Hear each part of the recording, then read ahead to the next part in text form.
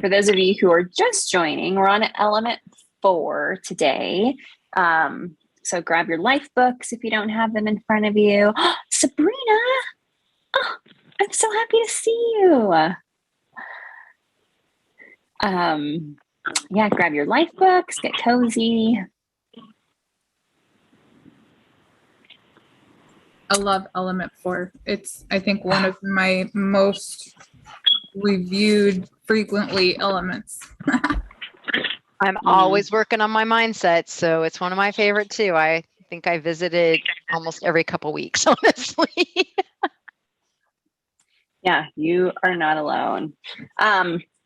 Well, let's dive in. I was thinking about going kind of section by section in this chapter. Although there's like some really key things I want to make sure we spend some time on, especially kind of given the holidays coming up. So I'm not going to necessarily go page by page, but I did have some questions I kind of wanted to post to the group and have it be more of like an open forum discussion today. And one of the questions was around stop, challenge, and choose. I mean, that was definitely a predominant section in the book as I was kind of refreshing myself today. And so my question for you guys is, are you using Stop, Challenge, and Choose and parts of the Habits of Health app or any other app you're using? But more or less, are you using Stop, Challenge, and Choose? How are you utilizing it? And do you have some recent examples? I mean, given like the holiday season, and I'm sure there's temptations all around you, share kind of what your takeaways were in that section and how you've been able to apply it. Or your challenges. Feel free to talk about that too. Who wants to kick us off today? I know you guys are using Stop, Challenge, and Choose. Any aha moments as you were going? Yeah, please. I'll go. If I'm remembering what you're talking about. So this weekend, some friends of we went to Ocean Shores. We had a little condo, and one of my girlfriends wanted ice cream. And I wanted ice cream. What'd you do, So Michelle? I stopped myself from getting ice cream and had a pickle sphere instead, which was nowhere near the same. But I knew I wasn't going to have a perfect weekend, and did I want to ruin things by having ice cream or leaving that open for, possibly a meal out where I would have to make choices based on what was on the menu. So I took my pickles with me. I took my granola bars with me. I had all my stuff. Was not a perfect weekend, but I did not have the ice cream. And Misty knows I'm an ice cream girl. So for me to say no to ice cream is huge. I'm right there with you, Michelle. So I just want to say, because that's been my Stop, Challenge, Choose. So I'm so happy that you spoke up and talked about ice cream, because Misty probably knows that's been my struggle for the last couple months, right? And it was hard this weekend because I had family in town, or friends in town that are family. And we took her grandson out to play yesterday, and he wanted ice cream because he doesn't get it. And so it was like one of those things where it's like, oh, I need to stay away from those ice cream cone things that you buy from the store, and they had them at this place, and I wanted one so bad, and it was like probably 2-in-1, and because I get the minis, so when I do have it, but I didn't have it. So there you go. I had to choose, right? I had to choose, do I want to lose the 10 pounds that I've put on in the last 6-7 months, or do I want to keep going the wrong way? So awesome. Thank you for sharing. Ice cream is kryptonite. It is. It's my kryptonite, so I get it. I like the most too is that the Stop, Challenge, and Choose isn't just specific to our food choices. I'm actually been using it a lot in response to other elements in my life. So, when there's a struggle, or I want to, react to somebody's actions, I really sit and challenge myself. Is this worth the energy that I'm spending right now? Or that I want to, my knee-jerk reaction, is it worth it? And no, it's not. 99.9% of the time, it is not worth it. So I think that's a huge factor too, is that it's not just in our food choices, it's also in our daily actions. I'm the same way. I was literally about to say the same thing, Misty, because when I first did this and touching on it very predominantly in my life right now, is how I'm involved in reactive situations. So like I'm not always the best. Sometimes I find myself on the other side of a reactive situation or conversation or interaction that has occurred. And I'm really, well, obviously I'm working to not have the reactive situation happen, but really stopping at the end of it and asking myself, what was my role in that? Like, how did I contribute to it? And what can I do differently next time? But also challenging myself on what I need to do now. Do I need to go back and apologize because I was the catalyst for that and not the other person? And I encouraged a situation and an argument that wasn't necessary because I didn't control myself and pause beforehand. Do I need to just let it go because it's somebody else and we're not going to fix that right now? But looking at it and making sure that if I didn't do well emotionally on the front half, I'm stopping myself on the back half and not walking away from it, but also taking the 2 seconds when I find myself wanting to go eat or do less than constructive things because I'm emotional from it, and really figuring out like how those triggers are tying together so I'm not letting any of them like continue to compound on each other, because they do. Anyway, I think that's huge. So I have a follow-up to that. Oh, in both of you are welcome to answer this, or have someone else answer. But sometimes when we think of situations that aren't food related, where we have to stop, challenge, and choose, sometimes our instant kind of band-aid, emotional band-aid, is to then go to food, right? Because now we feel guilty for how we reacted. And now food sometimes is going to make us feel better. So then how do you take it to the next step?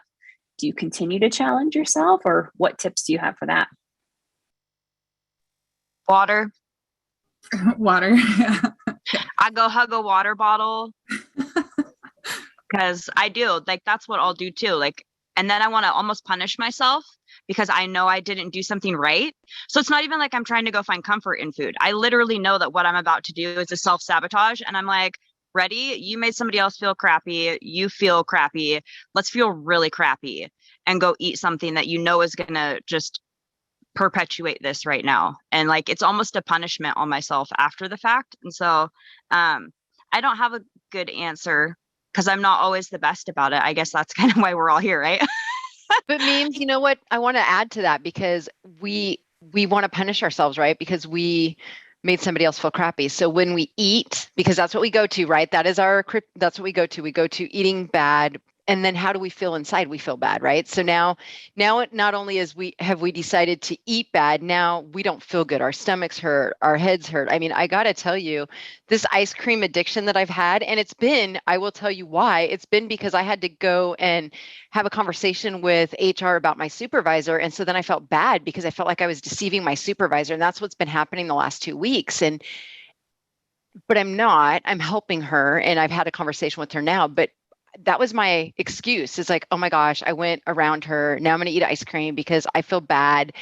And it just perpetuated and it just grew to where it's an everyday thing. And I'm not saying one ice cream a day. I was like 3 or 4. Okay. So I had to tell everybody to quit buying ice cream because everybody was bringing it into the house. And I'm like, we don't need this. But it not only is that I've gone to the food part of it for stop, challenge, and choose. But again, like Misty said, I've been going to the food because I'm feeling bad about something I'm doing to somebody else. And there's a lot of other things that have been happening, but that's the one thing that's been on my mind in the last couple of weeks is just this conversation that I've had to have with my supervisor of how she's been treating other team members. So anyway, I just wanted to, it's a domino effect, right? It's that circle where we just keep repeating the same thing over and over and over again, whether it's words to ourselves, how we treat other people, or the food.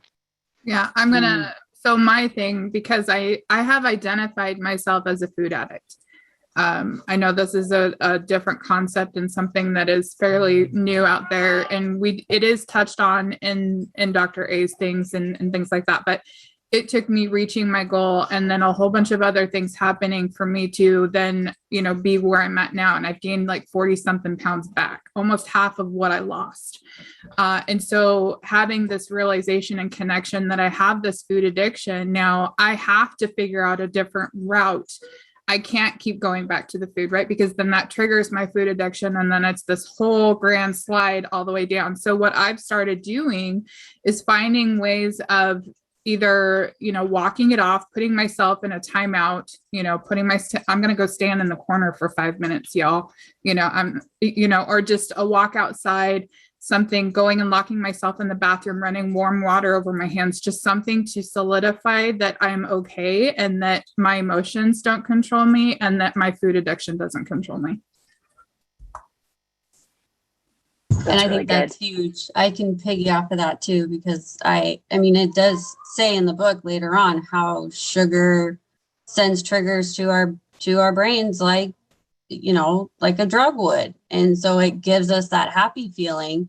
And so I can absolutely say that I have addictive personality, and I can sit there and eat a piece of cake telling myself to stop, but I continue to eat. And I think a lot of us struggle with that too, but usually, yes, there's some sort of underlining thing. But I think even sometimes, even if I don't have anything going on, but there's sugar in front of me, I have to do the stop, challenge, and choose. Or I've posted stuff all over my cupboards and my refrigerators of, notes to myself. I mean, I've got sticky notes all over my desk here. But there was on page 115, I highlighted, usually negative feelings are generated when your ego and identity are somehow threatened.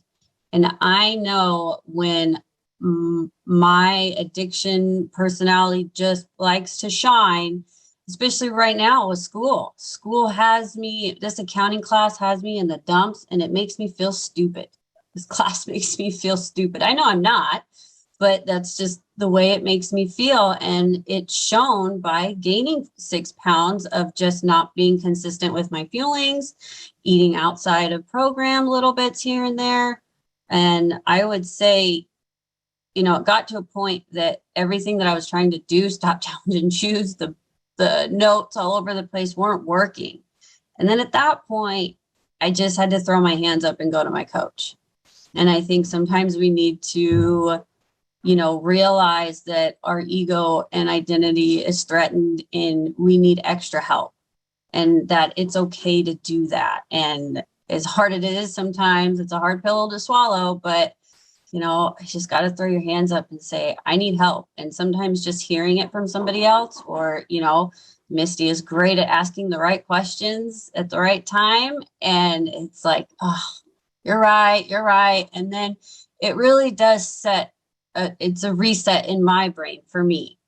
When I get asked those questions, then I reflect, and then I'm back on track. And so that's been something that helps me. No, that's great. Who else has tips on how they challenge themselves, or examples of how they've successfully used stop, challenge, and choose?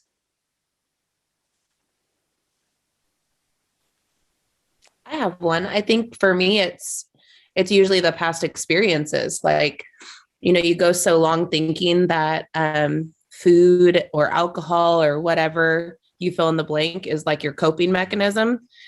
And then you go through this program to some extent, and then you have that choice where you end up having the ice cream or the alcohol or whatever it is, you fill in the blank, and you realize that you get that quick dopamine hit, but then it didn't really fix anything. So I would just I'm encouraging myself in this as well, but all of us, recall those things, like in those stop, challenge, choose moments, those opportunities we have to remember, okay, that didn't work out so well for me last week when I was really stressed out and sad and mopey and I had the ice cream. It didn't fix anything. Things got worse. Fill in the blanks from there. But that really helps me when I remember and recall the things that I didn't do so great before. Oh, that's so good. I wish we could bottle up that feeling. It's almost like people who say, gosh, I wish I could remember how good 5 and 1 feels. It's the same thing. I wish we could remember how crappy we feel when we eat or drink the things that don't serve us. That's a really good point. Kind of moving on to the next kind of part of the book, because he shares a technique, and it's the breathing technique. I don't know what you guys thought of that, or if you guys have implemented that or have tried something similar. Who has actually gone and used the conscious breathing as a tool for Stop, Challenge, and Choose? And did it work? Or do you have a different tool that you use? I know Misty said she puts herself in timeout. Ashley said no one puts Misty in timeout. Apparently just Misty. But are there any other techniques? I've used it before, but mainly just to slow down and stop so that I can think, because I find that when I'm making decisions, I'm not thinking about them. I'm just like impulse decisions. So what I do is when I find myself touching the fridge handle or the pantry door, or walking up the stairs for the 20th time from my desk to the kitchen, asking myself, well, first of all, giving myself grace. And before I ask myself, I'll say out loud, "It's okay, Jamie." And then I'll say, "What do you need right now?" And just giving myself that pause to acknowledge that I might not be okay, and that's okay. And what do I need right now? And 95% of the time, it's not food. And so my hand will slip off the fridge door or the pantry door, and I'll take a step back and I'll actually like move the needle on my mental health and like what I need, instead of trying to shove it down with whatever I was about to go for in the fridge. And that's actually helped my self-sabotage. I'm not perfect at it. I still self-sabotage, but that used to be my biggest hurdle, was self-sabotaging through my health journey. And that act of taking a pause, telling myself it's okay, and asking what I need made a huge impact. Okay, like mic drop. Like I'm seeing the comments go through. Like that is an amazing question to ask. What do I need right now? Because you're right, 95% of the time it's not going to be food, right? You're not going upstairs because you're hungry. Like maybe you just need a hug, right? Maybe you need to call a friend. Maybe you need to get some fresh air and go outside. You know, there's a million of other things that you could probably use in that moment to help with that feeling, versus food that's going to give us that quick dopamine hit, but at the end of the day, not actually give you what you want. That's an amazing question. Thank you for sharing that, Jamie. Anyone else? I can kind of piggyback on that. First of all, I want to just say that it is so beautiful to watch Jamie as she practices these things. And so I love that you shared that with the group, Jamie, because it's been really powerful in your journey, and I know someone else will benefit from it tonight. But with that kind of breath and stopping to ask yourself, like, you know, what is it that you need? For me, it's helpful to remind myself that like the ice cream in my freezer is something that I want, not something that I need. And then giving myself permission to want it all day or want it later. And maybe even allowing myself to have it at another time, but not having it now. And most of the time when I give myself that permission, say like, you know what, I don't actually need to have that donut this morning. I want the donut, but I don't need it. If I still want the donut tomorrow morning, I'll give myself permission to have it. And 99% of the time, I don't want it once I've given myself the permission to have it. So reminding ourselves that we don't have to say no forever, but so often if we say no for now, we change our mind on what we want. Oh, that's a really good point too. It's kind of like challenging ourselves as to whether or not we really do need it. And I saw, Rebecca, your comment in the chat too. I say this to myself all the time: want versus need. Yeah, it's a good question to ask. Well, and I tell this, you know, I saw it in a documentary a long time ago that was talking about eating healthy and stuff. And it's getting out of that diet mentality of, I can't have this. No, you can have it. You can make that choice, but you don't want it because it's not going to get you to your goal. And that's what I have on my pantry is this going to get you to your goal? And so a lot of times if I'm in that moment, if I can get myself to get to that thinking of, do I really want this, or is this going to help me? Because most likely it's not. So no, that was awesome. The want versus need is huge because we're trying to fuel our bodies, not wanting to eat just to eat. So I have a quick ad. Go for it, Shannon. With the fact that sometimes I have a hard time choosing want versus need, I noticed that the universe chooses for me. So like, I really wanted a candy cane milkshake from Chick-fil-A, but then I realized they were closed, so the universe said no. Oh my gosh, I love that so much. You're like, thank you for doing that for So I me. was like, dang it, I guess I don't get to have one. Oh, you know what, Shannon? This is totally off topic for a second, but someone shared in the group how to make a Optavia approved peppermint shake, and it was with a vanilla shake and a couple other things. I'll have to find it and share it with you. Okay, I need that. Yeah, you'll have a healthier version. All right, so it would be remiss if we didn't spend a few minutes also talking about another large component of the chapter, and that is the drama triangle and taking ownership of our actions and our choices that we make. What were your guys' thoughts on the drama triangle? What were your big takeaways? What does the drama triangle mean to you? Love, love, love, love, love, love the fact that I can identify not only myself, but elements in my universe as parts of the drama triangle. Like I know now, okay, where that victim is playing and where I want to put myself in conjunction with it. If I want to spend that energy there, if I want to align with something else, or, you know, a duck's a duck, walk away, right? So being able to know exactly how to identify the different parts within the drama triangle. And then for myself too, where am I playing in it? Am I being victimized from my own thoughts, maybe? Or am I playing a certain part in my own game as far as where I'm falling in the drama triangle? So it is huge, huge, huge for me. I love this part. I also liked this one especially for at work, because we have a lot of issues right now. And I always want to be the one that's like, oh, I'm going to do everything. But then after reading this, I realized I'm not helping my coworkers achieve what they need to achieve.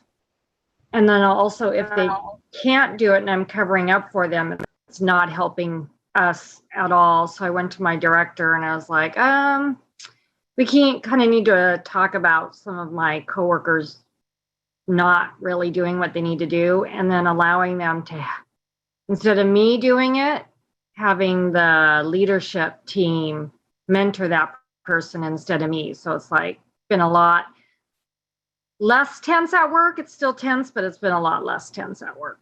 So that's the drama triangle. When I realize where I'm at, helps me relate better and help other people instead of trying to just do it all myself. That, you know, they have value also, and they can also do things that would help us all together. That is a huge takeaway, Lisa. And you're right. Like by being the hero in that situation, you're holding them back from potentially learning.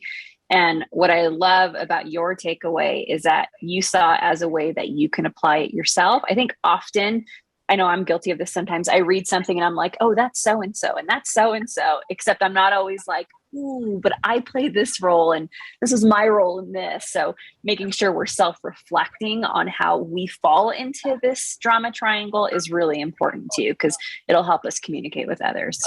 Thanks for that takeaway. I was just going to add, it's like being self-aware, right? If we're self-aware of what's going on, and then we're more in tune with what's happening, and we're not going to play into the drama, and we won't be the villain or the victim. And I've been playing that a lot lately, and so I've been trying to get more balanced on that. But really, just being aware of where I play in that part. Like you said, Cindy, I'm really good at saying, "Oh, that person does that," or "That person does that," but where's my part in it? I'm part of it too. So. Mm-hmm. For sure. Who else had some thoughts on the drama triangle? This is for me. Go ahead. Oh, sorry. Go for it, Stephanie. I was just going to say the part that I don't always have to be right. sometimes I think I equate this chapter a lot with work. And I'm very policy and procedure oriented, and sometimes I don't always have to be right. That has been a thing for me. So I like that part. I like focusing on that. That's hard, especially for someone like you who is so policy driven. Sorry, where everything connection is shady with the weather. No, that's okay. I think we heard most of it, but for someone who writes policies like you or follows procedures and things are black and white, I'm sure it can be hard to navigate that sometimes and feel the need to want to be right. Thanks for sharing. Tony, how about you? I think you were chiming in as well. So for me, I'm kind of going both. I want to go back a little bit too. So on page 108, there's something I highlighted. So for me, is sometimes I can be my own worst critic and my own worst enemy. Where I life recently, for example, life recently has been really hard for me, and I've made some really bad choices where I've gained some weight back, and so I am punishing myself and making myself feel like the villain, the victim, you name it. But taking that pause and that reflection and saying, you know what, life is really hard right now. You will make mistakes, but what you need to do is you need to learn from it. So reflect. I do a lot of reflection and realizing, this is what I did, but what could I do in the future if this happens again?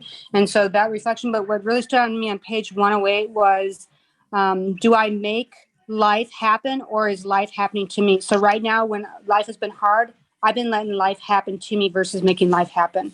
So I need to take back charge of my life and let me make the life happen. That's huge. I mean, this whole element really is about us having control, right? So kind of segueing, knowing that, of course, we can't blame anyone else, unfortunately, for our choices, but leading into like the empowerment triangle. Like on page 110, I think someone asked what pages we were looking at. And the empowerment triangle talks about how we are responsible for creating our own story. It's not in anyone else's hands. It's not someone else's fault for bringing donuts in the break room that we ate. It's really our choices and how we manage that. And so as you guys look at the empowerment triangle, like what are some ways that you can apply that this week, or that you're going to focus on that this week to kind of make a shift? So it's not so much the drama triangle, but changing it into more of a positive perspective. What are some ways you guys are going to do that? I think it's for me, it's just looking at I'm going to take back charge of my life and let know what's going on in my life. It's been really hard, but again, I'm going to take control and turn what's been a negative into a positive, and let the obstacles help me get better and do that self-reflection and make those better choices and lead by example. Thanks, Tony. Cool. Sabrina, I'm new. I think for me, like I've noticed that I get hungry about every hour and 15 minutes. And so I'll go into the cabinets, and I know one thing that Cindy has mentioned was like, just stay out of the kitchen. So I try to just like, when I think about like, oh, okay, which feeling do I want? And I was like, oh, it's only been an hour and 15 minutes. Okay, well, I guess I can't have a feeling yet. So it has actually like so drastically changed from a 5 and 1 to a 3 and 3. And I have splurged. I have kept my weight though, like about 128-ish. So I'm pretty proud about that. But I'm diabetic, and so I haven't been good about my numbers. And so I would like to stay consistent or like get better at just like reverting my mind, like transforming my mind, and just like not thinking about having food and just walking out of the kitchen. But also like chugging down that water. So I currently have this water bottle that I'm leaning my phone against this right here. And I think for me, it's just chugging it, because I realized that even today, like having that water and just like, chugging it all the way, like a 20 ouncer, totally helps me like not even think about the time. And so like, I think I missed a feeling because I like chugged water and I didn't even think about the time. I think it was like 8 o'clock when I had my first feeling, and then it was like 12 o'clock when I had my second. So I was like, oh, wow, that totally worked. So anyways, just Hi. Nice to meet you all. Thanks for sharing, Sabrina. And I'm glad you joined us. You'd actually may be able to apply what Jamie shared earlier, which is what do I actually need when you're walking into the kitchen, right? Am I hungry or is there something else that I'm craving? So the water is always a go-to. Hug your water bottle, like Mimi said earlier. Yeah. Awesome, you guys. Well, I want to be mindful of time since we're a few minutes over, but I'm glad you guys joined us today. Continue to reflect on this element. This is actually an element that a lot of people look back to pretty frequently because it is about the healthy mindset and who's actually responsible for our health. That really just is us, unfortunately. So feel free to go back, read it again. Next week we'll meet and then we will have a break for Thanksgiving. And so we'll share those details, but otherwise we will see you in the Habits of Health book this next Monday. Hope you all have a great week and we'll see you later. Bye everyone.